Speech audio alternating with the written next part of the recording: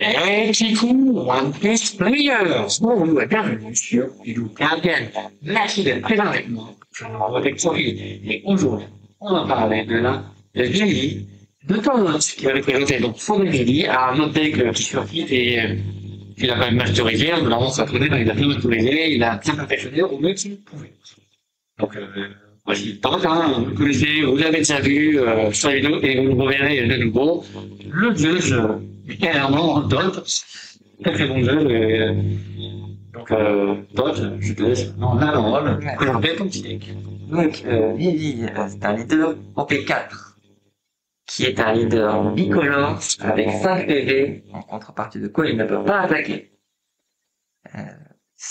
Il a un autre effet, qui est un Activate Mage, une fois par tour, qui coûte 2 dons, et qui permet de 1. Piocher une carte, et 2. Donner rush à un de nos persos sur le board. Donc on a une sorte de contrepartie du fait que le leader puisse pas attaquer, avec la possibilité de donner rush et donc d'attaquer avec des persos qui viennent d'arriver. C'est un deck qui est sorti avec tout un archétype à la Basta, qui était basé sur le principe de donner des malus de moins 5000 à un leader actif, à notre leader actif. Donc l'idée était que le leader était tout le temps actif et qu'il prenait des gros malus, mais de toute façon il peut pas attaquer, et le board te donne des effets en contrepartie. Dans la réalité, malheureusement, même si c'était très marrant à jouer quand c'est sorti, c'est pas bon. Il y a une carte qui est bonne, 2, et 2 chacun qui sont bons. Le reste, globalement, c'est pas suffisant. Donc, j'ai monté une Vivi qui globalement juste utilise d'autres cartes du jeu. Vivi, c'est un deck qui va être plutôt contrôle, mais qui va, au lieu d'être basé sur le fait de je réduis tes costs, je KO tes affaires, qui va être basé sur je draw beaucoup plus de cartes que toi, et je fais du removal avec du rouge. C'est-à-dire, je réduis ta puissance, je KO tes trucs qui sont pas très forts, et je prends du rush et je tape dedans. Voilà. Vivi, tiens, on va poser Vivi par là-bas. La Vivi est bleu-rouge d'ailleurs. Voilà, je sais plus si j'ai dit les couleurs. Donc on va commencer. La première carte, qui est une carte qui n'était pas prévue pour Vivi, mais qui marche très très bien dans à peu près tous les decks bleus, mais particulièrement dans Vivi, c'est le Cavendish bleu OP10. C'est une 4-6000 sans counter, qui a un effet one attacking. Quand il attaque, une fois par tour, je pioche 2 cartes, je discarde une carte. En gros, il fait du card advantage quand il attaque. Ce qui est très fort dans Vivi, puisque je peux le jouer et lui donner rush avec l'effet leader. Ce qui revient à dire que pour 4, je le joue, pour 2, je pioche, j'attaque avec, je pioche 2, je trash 1. Donc pour 6 dons, j'ai tapé à 6000, draw 3, trash 1. Et s'il reste sur le board, il continue à faire du card advantage tous les tours. C'est l'une des meilleures cartes du deck pour cette raison-là. Ensuite, on va voir toute la partie qui consiste... Il n'y a pas beaucoup de draw, parce que lui, il est en draw. Du coup, le reste du deck va plutôt être orienté sur le fait de ne pas laisser l'adversaire faire ce qu'il veut. On est un deck contrôle après tout. On va commencer avec 3 Marco. Marco P3, 5-6000 counter 1000. On play pendant mon tour, il va KO un perso adverse qui a 3000 de puissance ou moins. Et quand il est KO, je peux trash un event de ma main pour le ramener sur le champ de bataille engagé. La deuxième partie avec le KO de l'event est pas souvent utile, il y a que 7 events dans le deck, mais ça peut quand même être intéressant. C'est toujours une option. Et il a un counter et il permet d'être joué assez rapidement pour enlever des petits bodies face à des decks agressifs. Ensuite, on a un deck bleu, même si tout le reste du removal est rouge. On va donc jouer avec des staples bleus tels que Gravity Blade Raging Tiger pour retirer 2 persos qui coûtent 6 ou moins de l'adversaire, et Red Rock pour virer n'importe quoi. On peut se le permettre, on est dans les couleurs, il y en a pas trop parce que la principale de notre removal est rouge, mais on se le permet de l'avoir et ça peut aider pour les effets marquants. Ensuite, on va trouver 4 Ben Beckman, 7000 counter 1000, on play, trash un perso adverse de 6000 de puissance ou moins. Il est intéressant, non pas pour le 6000 ou moins pour 7, mais pour le fait qu'il est trash au lieu de KO. Ce qui va passer autour de tous les effets, il ne peut pas être KO et compagnie, et il va aussi passer autour des effets on KO. Un peu de la manière que le bottom deck évite tout ça. C'est aussi pour ça que les events sont là, c'est parce qu'eux, ils peuvent aussi faire du ménage sans tous ces problèmes. Ensuite, on retrouve 3 Silver's Rally, 8000 mais on play donne moins 3000 à un perso adverse, moins 2000 à un autre perso adverse, et ensuite KO n'importe quel perso adverse qui a 3000 de puissance ou moins. Donc il peut KO un 6000 et réduire la force d'un perso qui pourra attaquer après, ou réduire la force d'un perso engagé pour, à tout hasard, lui donner rush et taper à 8000 dans le perso en question. Ensuite, on va avoir une paire de Shanks au P6. 10-12 000, on play, KO, un perso adverse de 10 000 de puissance ou moins. C'est très basique, mais ça fait le ménage d'à peu près tout ce qui bouge à part les autres empereurs. Donc, alors il y a des trucs qu'il peut pas toucher, mais face à un deck vert qui fait j'ai posé Zoro, il n'a plus posé Zoro. Ou ce genre de choses, il est très utile. Il a ses limites, mais c'est aussi pour ça qu'on a un Red Rock pour virer les trucs que Shanks ne peut pas gérer. Shanks ne peut pas non plus gagner Rush du coup, puisqu'il coûte 10, donc ça prend tous les dons. Mais la contrepartie, c'est qu'on vire un gros body adverse. On va ensuite trouver plus vraiment du pur removal, mais on a 4 boas. La boa va empêcher un personnage adverse qui ne s'appelle pas Monkey D. Luffy d'attaquer le prochain tour et va bottom deck un perso qui coûte 1. Alors, le bottom deck, le perso qui coûte 1, paraît accessoire, mais peut être très utile, notamment contre des decks verts dont les searchers coûtent 1 et s'engagent, et du coup peuvent le faire tous les tours, parce qu'on bottom deck le searcher, il n'y a plus de searcher. C'est pratique contre les decks qui jouent des petits bloqueurs à 1, à tout hasard, Bonnie qui joue son Capone Gangbang à 1. Il y a plusieurs par exemple qui jouent beaucoup le 1, là, le pouvoir. Le nom version, il y a beaucoup de decks, faut pas croire qui jouent des petits bloqueurs à 1. Il y a pas mal de petits bloqueurs à 1, et puis sinon, ça vient contre Rayleigh, ça vire une de ses attaques puisqu'il passe son temps à les booster. Et puis sinon, ça vire un body adverse sur le board, c'est jamais mauvais de virer des body adverses. De toute façon, c'est pas comme si vous ne pouvez pas les enlever même s'ils en avaient besoin. Il y a 8 violence. Accessoirement, c'est une 6-8000, donc c'est une 8-8000 avec l'effet leader. Si pour 8, je te tape à 8000 en ayant pioché une carte, bottom deck un cost et empêcher ton gros dicos que tu viens de jouer d'attaquer. Une belle attaque avec lui, ça fait. C'est pas un déco. C'est pas mauvais. Ensuite, on va retrouver une carte que Yu adore maintenant. Allez voir la vidéo Vivi Marco, c'est très marrant. Shanks au P9, Shanks 10, 12 000 à nouveau. Cette fois, il a le rush par lui-même, donc il peut attaquer tout de suite. Il KO rien, par contre, il donne moins 1000 sur tout le board, tous les persos adverses. On continue. Pendant mon tour, pendant ton tour. Alors, à partir du moment où j'en ai deux, le Shanks 10 000 devient un tueur d'à peu près tout, à une exception près. Mais sinon, juste le fait de réduire la force adverse veut dire qu'il va avoir plus de mal à taper. Mes bodies ont tendance à avoir, notamment ces deux-là qui sont à 8000 ou les autres à 12 000, des gros stats pour pas vouloir se faire remove. Donc lui, il est là pour taper fort et bien. Et l'exception dont on parlait à l'instant, qui est joué en 1-9, c'est Roger. Roger qui est une 13 000 avec Rush pour 10. Et qui sert de finisher à sa ligne de texte disant que si un joueur est à 0 point de vie, quel que soit le joueur, si mon adversaire active un bloqueur, je gagne la partie. Voilà, c'est tout. Tu bloques, je gagne. Tu bloques pas, tu meurs. Voilà, en fois seulement parce que dans ce deck c'est juste un finisher ou une belle tarte à 13 000. mais qui fait pas vraiment de removal. Il est là pour aider le dernier tour quand l'adversaire est à 0 et s'est planqué dans des bloqueurs, de lui dire ça va rien. Ensuite, on va voir comment est-ce que on se défend, puisque c'est bien d'attaquer. On a vu qu'on pouvait casser les pieds forts. Comment on se défend? Alors, la première défense, elle fait un double travail, puisque c'est Otama, counter 2000, d'où l'aspect défensif, mais qui coûte 1 pour donner moins 2000 à un personnage adverse, qui est un effet très intéressant quand on considère que tous ces effets-là sont basés sur la puissance des adversaires. Et donc, ça peut coupler à un Beckman, ça peut, ou un Release, ça va remove un 8000.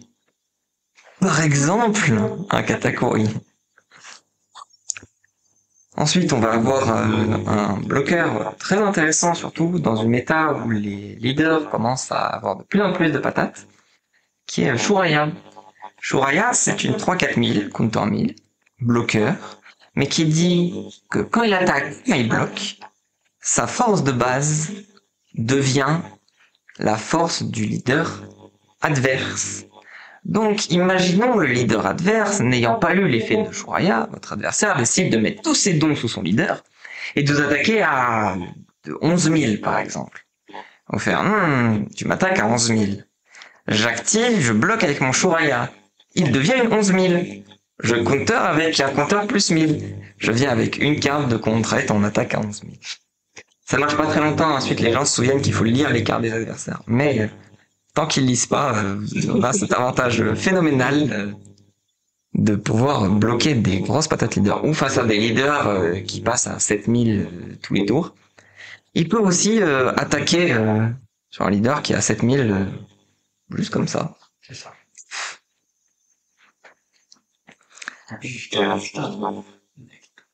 Oui, jusqu'au début de mon prochain tour. Donc, il est dur à tuer. Ben oui, parce que je t'ai bloqué en 1000. Il reste à 11 000, donc tu veux taper mon bloqueur? Bah t'as pas plus de 11 000 dedans. Ensuite, un autre bloqueur qui est aussi un compteur 2000, qui est le Tony Chopper de OP10. Une 4000, donc en soi c'est pas fou, sauf que c'est un bloqueur qui est un compteur 2000 et qui bloque à 6000 pendant le tour adverse, donc il peut bloquer comme ça les attaques gratuites des adversaires. Voilà, c'est un compteur 2000 qui bloque, donc il est suffisamment bon pour être joué dans le deck. Son rôle, c'est globalement de compteur 2000 la plupart du temps, ou de forteresse cas de besoin. Ensuite, on va trouver deux Gions, compteur 2004, 5000, une fois par tour, quand l'adversaire active un event, il met une carte de sa main sous son deck. Gion était initialement là pour combattre un certain deck Nami, qui posait des gros problèmes à Vivi. Quand ça se jouait, mais c'était plus compliqué. Gion est resté à cause d'une autre carte qui s'appelle le Gum Gum Giants. Parce que si on dit à la personne, c'est bien, tu vas activer ton Giant, tu vas piocher deux cartes, maintenant mets-en une sous ton deck. Ça va faire un peu plus mal. Et puis sinon, il y a pas mal d'autres... contre Sanji, c'est intéressant parce qu'il a toujours quelque chose à faire. Il y a pas mal de decks qui vont jouer par-ci par-là un event défensif ou deux. Et puis sinon, c'est un counter 2000, donc c'est pas une grosse perte. Et elle est à 5000, donc en cas d'extrême besoin, elle peut prendre rush et taper. Ensuite, on a la seule carte qui était livrée avec Vivi, la seule carte OP4 du type Alabasta, la squad des canards. C'est une 2-3000, counter 2000. Qu'est-ce qu'elle fait là? Elle est là parce qu'elle dit que quand elle attaque, on peut donner moins 5000 à notre leader actif pour le renvoyer en main à la fin du tour. Donc on peut attaquer avec, ensuite il revient. Son intérêt, c'est que, par exemple, imaginons, je suis en go second. On veut toujours être en go second. La curve est paire, l'effet leader coûte 2, on veut toujours être en go second. J'y reviendrai juste après. Et imaginons que l'adversaire a joué quelque chose, puis qu'il ait tapé ou qu'il ait activé son Searcher vert en disant il pourra pas taper dedans, son leader peut pas attaquer. Et que pour deux, on joue les canards, une 3000, on lui donne rush, on pioche une carte. On tape à 3000 dans son truc, donc ça lui demande 3000 de counter en grave pour celui. Puis on active son effet one attacking, donc notre leader devient 0, mais on s'en fiche, on attaquera pas avec. Et à la fin du tour, on récupère notre counter de 1000. Et on a tué quelque chose. Voilà. Sinon, le reste du temps, c'est un counter de 1000, mais il a cette capacité d'attaquer en début de partie ce qui aide un peu puisque effectivement en étant en go second, plus un leader qui veut pas attaquer, on peut avoir du mal à gérer le board en début de partie. Ensuite, on va trouver 4 bad manners qui coursent, le spell à 0. Parce que on peut les compter ensemble si vous voulez, mais il y a un certain nombre de briques entre les gros D-Cost, les Boa, les Event et les Cavendish. Ça fait pas mal de trucs qui sont des briques dans un deck où le leader attaque pas, donc un deck contrôle qui se veut assez défensif. Le trigger est très appréciable, ça donne moins 3000 gratuitement à quelque chose. Un Zoro par exemple. Par exemple. Mais donc voilà, c'est une défense qu'on ne refuse pas. J'ai aussi mis un Radical Beam, parce que c'est pas rare qu'on soit à moins de 2 PV en fin de partie, donc on cherche la fin de partie, et que si c'est pas un tour où on a joué un D-Cost, ou un Rayleigh Rush, on peut facilement trouver le moyen d'avoir un don en rab qui traîne, pour surprendre avec un plus 4000 qui sort de nulle part. Le Radical Beam, soit dit en passant, qui nous fera le plaisir de disparaître sous avec la sortie de B03, puisque nous sera fourni un magnifique spell qui coûte 1 et qui dit si ton leader est Vivi, plus 4000, condition. Bon, bah on prend, on râle pas. Et enfin la dernière carte, une Charlotte Pudding, ou deux plutôt. Toujours le même effet, on play, l'adversaire mélange sa main dans son deck, repioche 5 cartes, contre les gens qui piochent beaucoup trop. C'est pratique, parce que quand à la fin de la partie, on est tous les deux à se regarder avec 12 cartes en main, et que c'est, plus encore vous dit, c'est le premier qui flanche qui a perdu, quand on passe, on réduit fortement sa main, ou qu'on renvoie tous ces giants dans son deck, ça fait de la place. Oui, ça fait une belle différence. Ça fait une belle différence. Donc voilà le deck, globalement, comment se joue le deck. Si on gagne le lancer de dés, on prend le go second quel que soit ce qu'on affronte. Si on perd le lancer de dés, on prie pour que l'adversaire nous donne le go second. C'est vrai, il y a des decks qui disent bon, le go second, t'inquiète pas, ça se passe. Oui, alors les decks aggro sont un léger souci, mais il faut faire avec. S'il est assez aggro, l'avantage c'est que s'il est pas assez aggro, quand on revient, il peut plus. Voilà, donc l'effet leader, idéalement tour 1, en go second, je vais pour 2, je draw, fin de tour. C'est un tour qui est pas dégueulasse, en soi.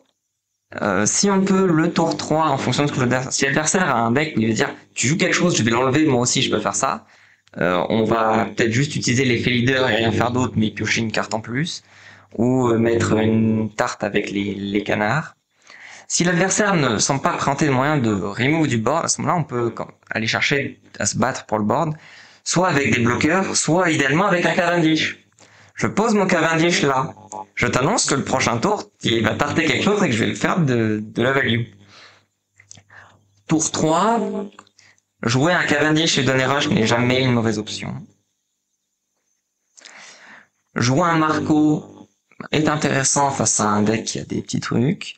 Ou jouer une Boa en coque pour stabiliser un peu, dire ce truc là ça attaquera pas et ton gros body attaquera pas et le petit il dégage, ça aide à stabiliser.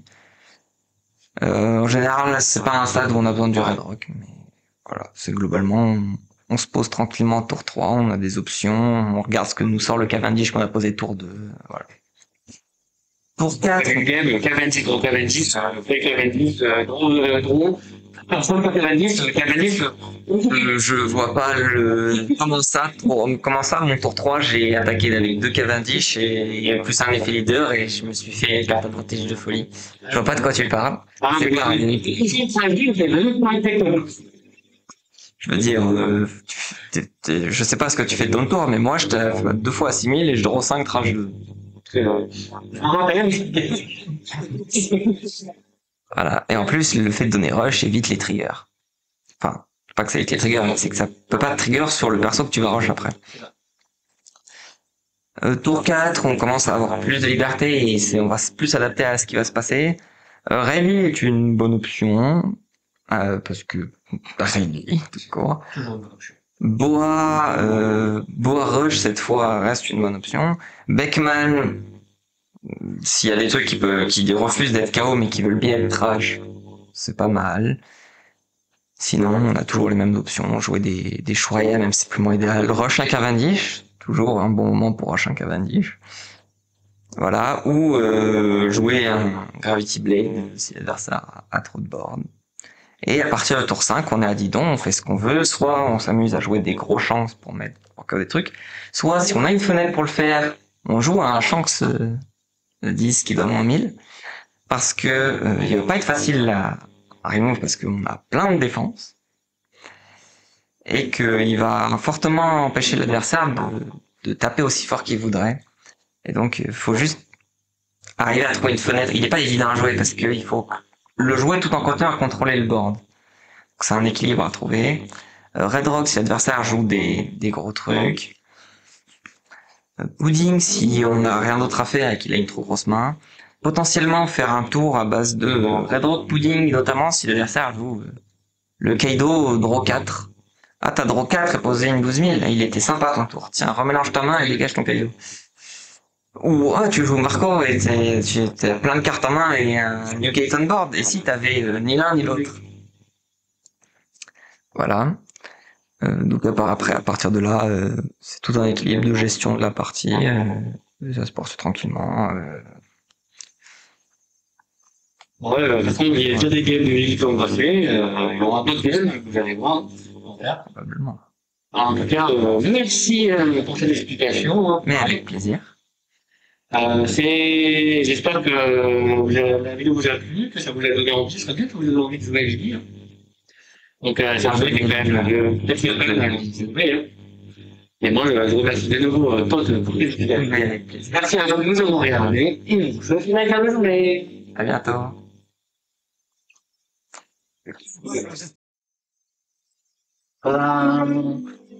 Non. Oula. Après, les trucs n'ont pas.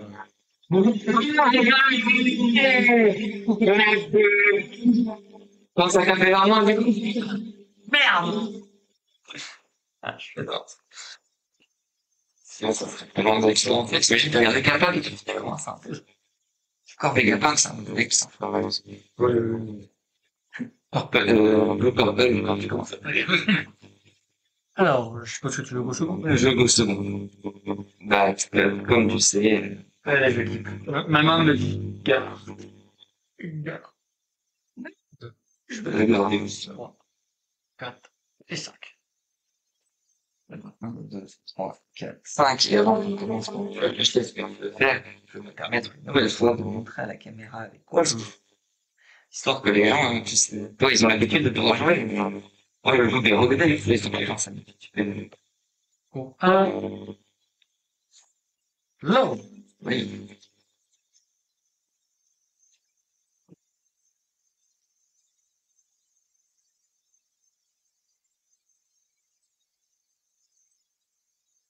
Can you blue?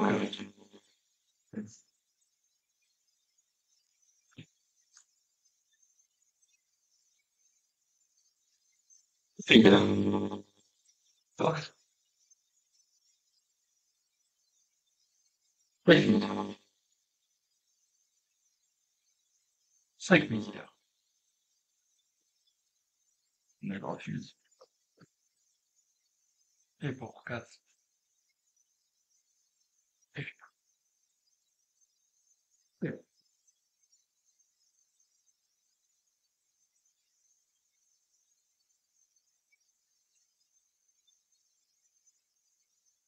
Joue un truc. Faire voir. Si je joue bien, ça ne sert à rien. Fais leader. C'est pas grave. Bah, c'est pas con.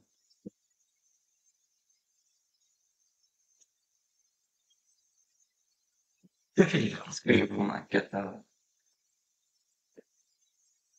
Et je montais un 5 militaires.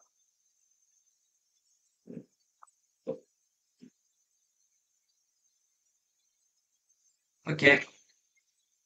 Et en effet, tu vas te prendre un petit kata. Un tour effet kata. Même si je suis à Van Gogh. Au moins, ça fait un répond comme moi. Il pourrait se faire Red Rock, mais à la place, il doit se faire un coq et lui il dégage. C'est pas grave. Il va pas me faire. D'où notre attaque. Attends. Mais sa force principale, c'est surtout d'attaquer, puis ça me tape.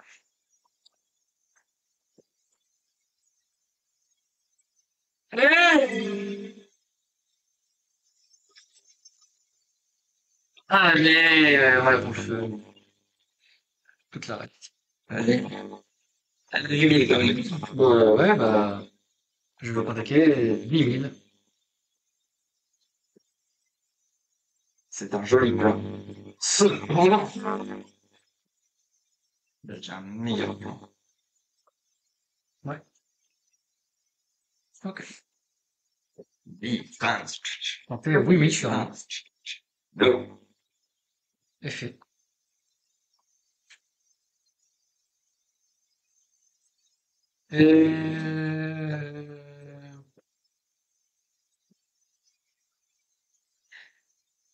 Bon.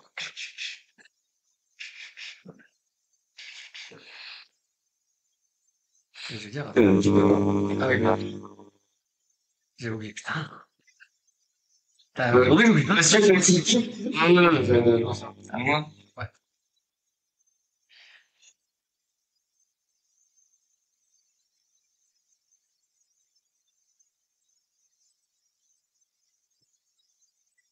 Mr. Rayleigh va donner moins de 1900 moins de KO. Stop. Le chaos. Et ensuite, t'as pris les 1000 dans 5000.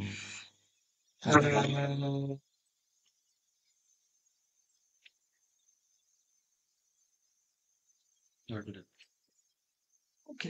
À moi. Attends.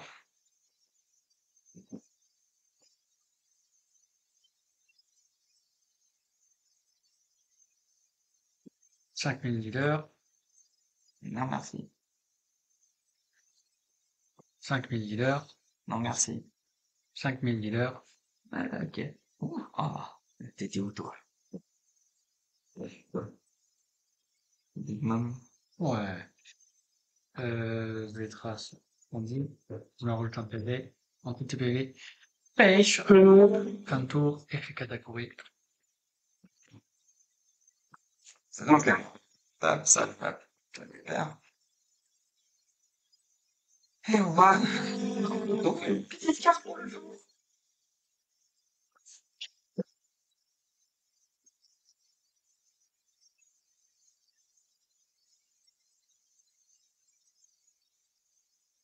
Ouais, c'est tout. Je pense que pendant que vous attaquez le moustique, je joue un petit chant. Je vais tarter à 8000 dans ton sanglier. Qui est du coup une 6000. Je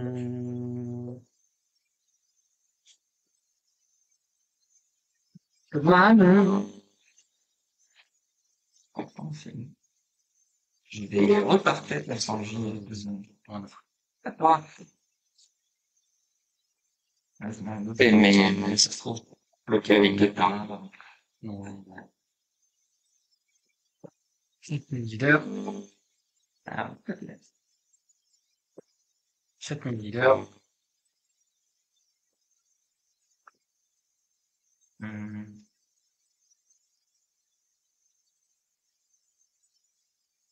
Ça peut se faire. 8000 leaders.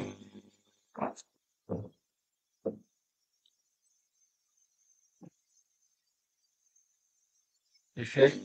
Ouais. Ensuite, je vais partir sur un effet. Ouais.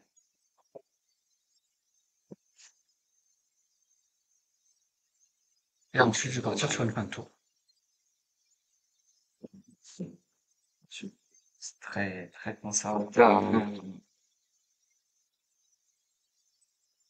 Dans de telles conditions,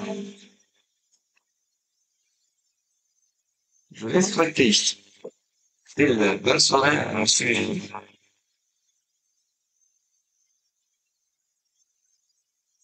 De manière semblable, une bonne soirée à l'armée à la 8.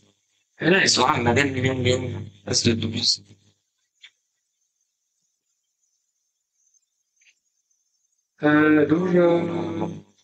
13.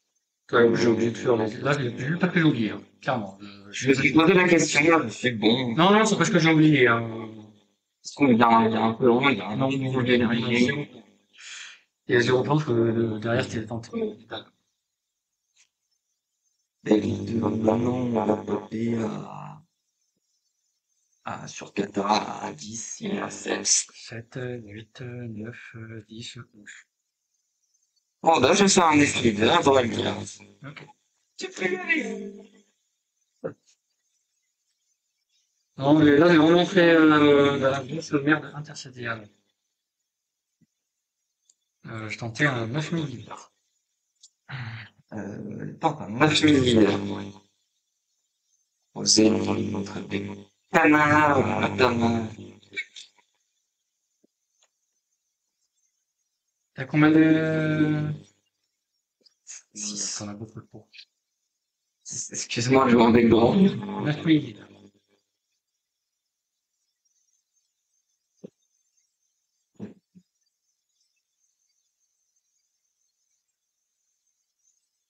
Euh...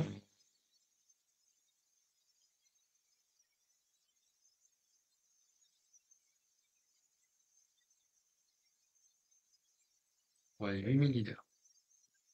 Ah, putain. Non, mais j'ai peu descendre. C'était compliqué.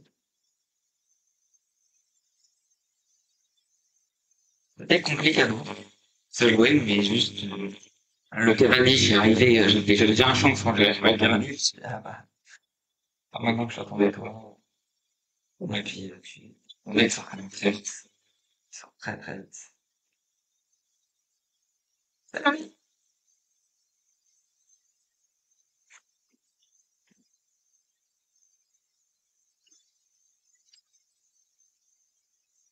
J'ai la brillance.